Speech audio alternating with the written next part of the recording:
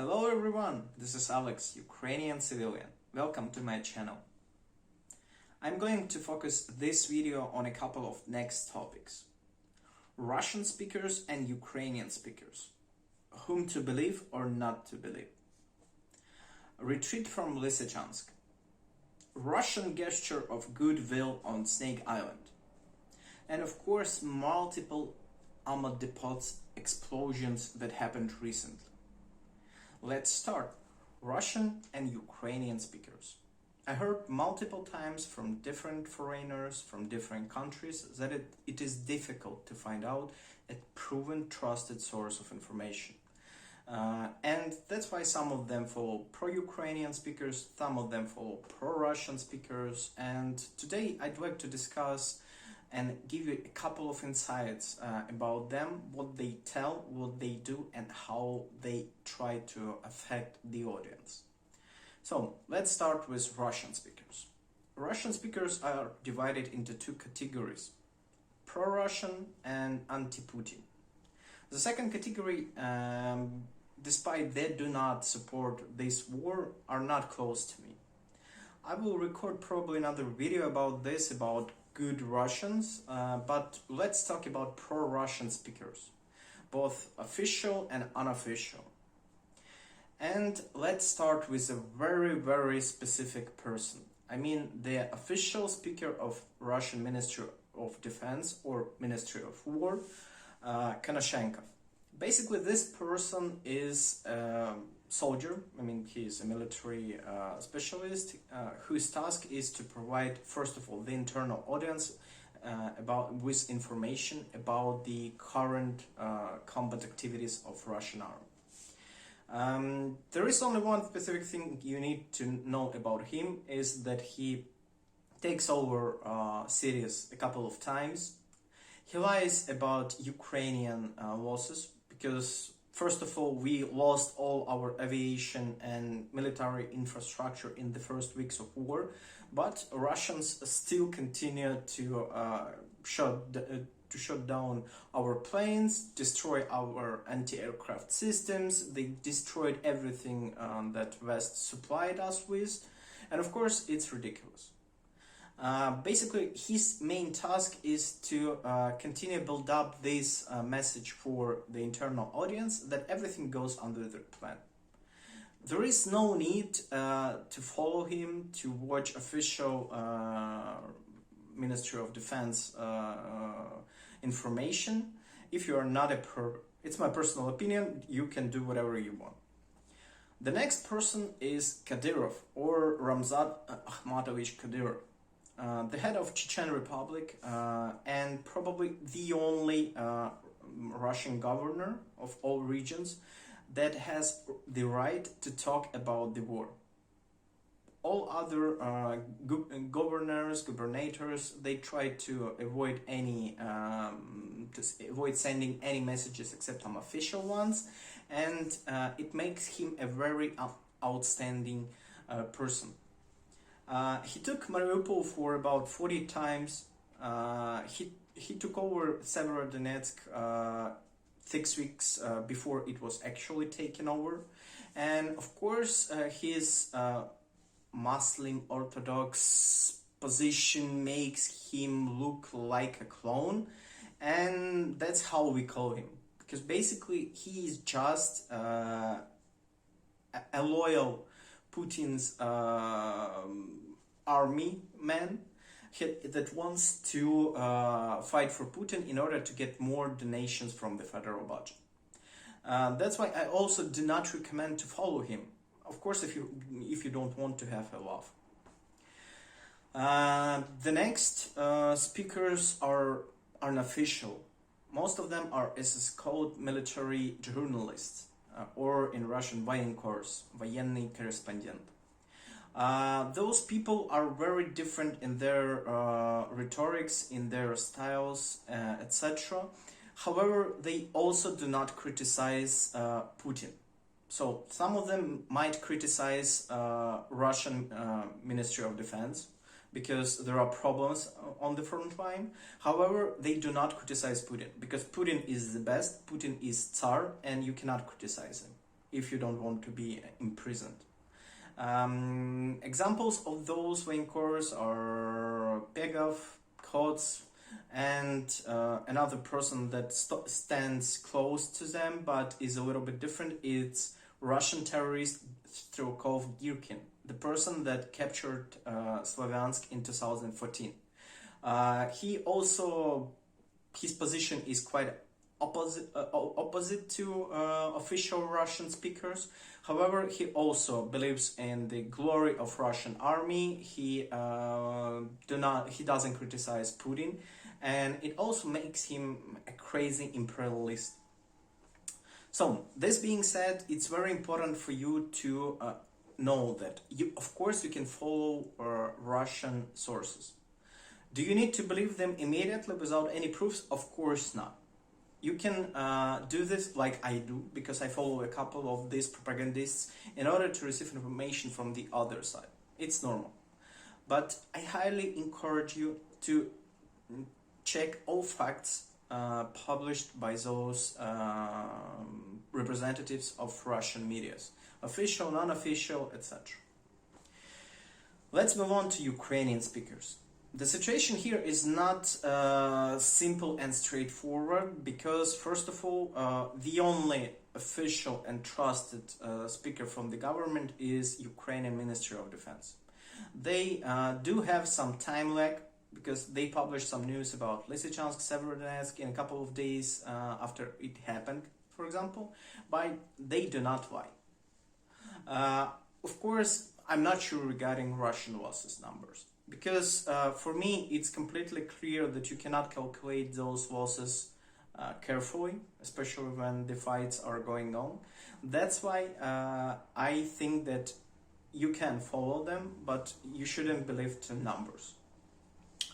The next important person is Arestovich.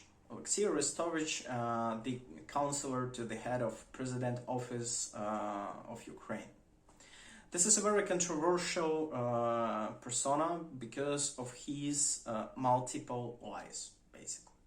I think that, like Kadyrov, he has some role and he plays it. So basically his main audience is also internal, and he tries to calm down people that hear a lot about losses, about problems, etc. He tries to say that everything would be fine, everything would be fine soon, but it doesn't work. So conscious Ukrainians do not listen to him. So again, you can follow him, but I do not encourage you to pay a lot of attention to his words. The next pool of speakers, they are not official, they are journalists like Butusov, Tsaplienko and other people. They may have different political position. Unlike Russia, our journalists have right to criticize President and Ministry of Defense. For instance, Butusov is well known for his history about Severodonetsk, about Lysychansk, and of course his position is, I think, again, it's my personal opinion, is more oriented on promotion of some oppositional political forces rather than be completely objective. At the same time, he works closely to the front line near previously Severodonetsk, previously Lysychansk, and now Slavyansk Kramatorsk. So his insights are very important, but he writes in Ukrainian. The next pool of speakers I follow personally. That's unpopular military experts from the Ukrainian side. They publish their insights also with some time lag, but I didn't see a lot of unproven facts. Basically, all their insights were right, and that's why I do this. There are Danilchenko, there are Mashevets, and other people, again, they write in Russian or Ukrainian, so it's not convenient to follow them for a foreigner. However, I have another source of information for you that you should definitely follow. I'm talking about Twitter guys. Those people that monitor some events that have connections with Ukrainian soldiers, and they provide some information about tactical victories, losses, situations, fights, etc.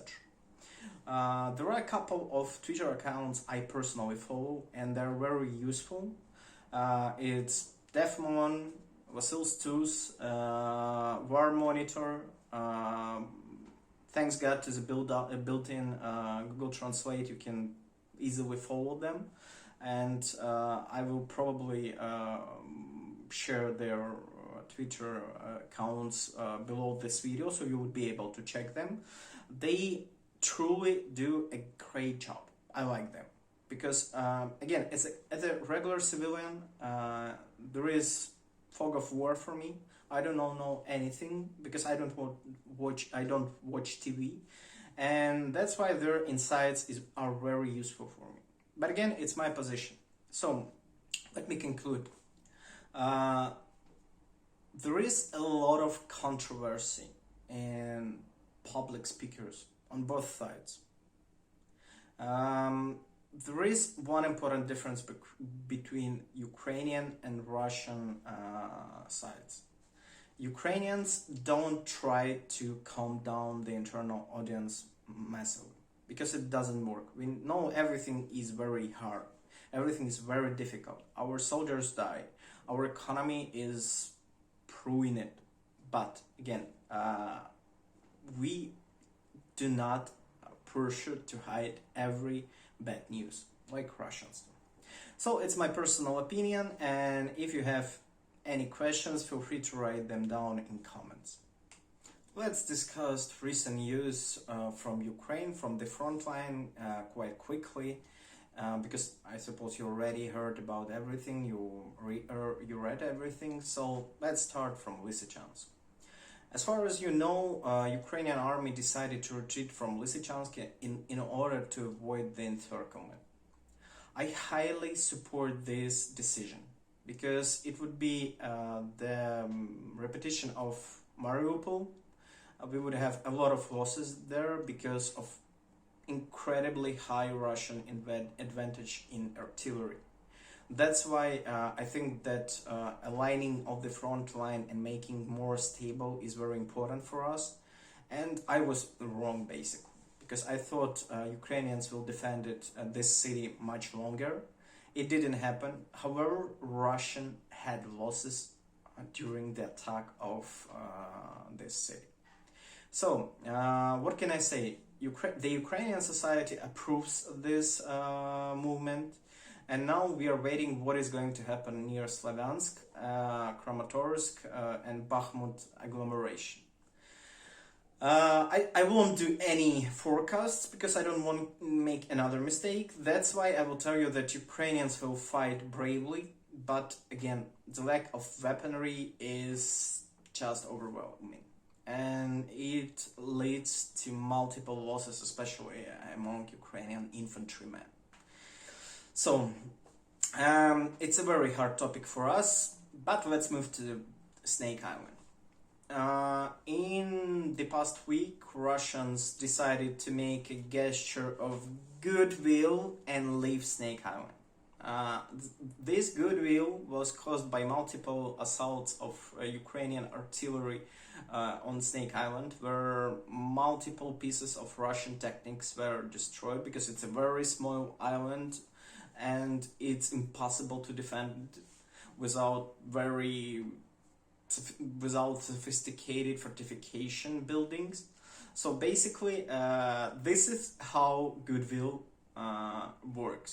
You need to kick Russian asses and then they will retreat. That's what we are trying to do in Ukraine, and this is a brilliant example for the Western society. You cannot agree for peace by giving something to Russians. They will just wait to take more.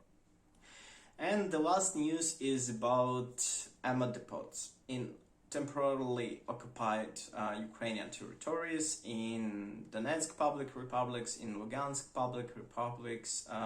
Thanks God, after receiving HIMARSs from United States, Ukrainians were able to use old rockets .U or .U.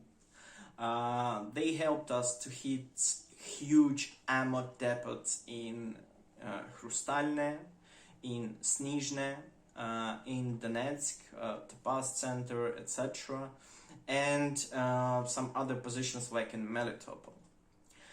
Those explosions are very important for us.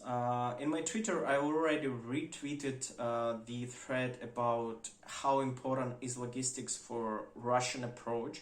So they massively use artillery in order to destroy Ukrainian positions, and the lack of ammo will lead to problems, because you would need to transport ammo from 100 kilometers in order to not keep it in danger of Ukrainian attacks. It will lead to less losses among Ukrainians, and I'm very happy about this decision, about these successful attempts, and I hope it will continue when United States, UK and other countries continue to provide heavy weaponry to us. So it was quite nervous week for us, and I'm really sad about the number of losses we have, because I don't have exact numbers, but I know there are a lot of them. And I hope that Ukrainian society and Western society will understand that we pay a huge price for delays, for this defense. And I hope we would be able to accumulate more forces, more power in order to continue draining blood from Russians. That's all for today. I don't have anything to add on top of this.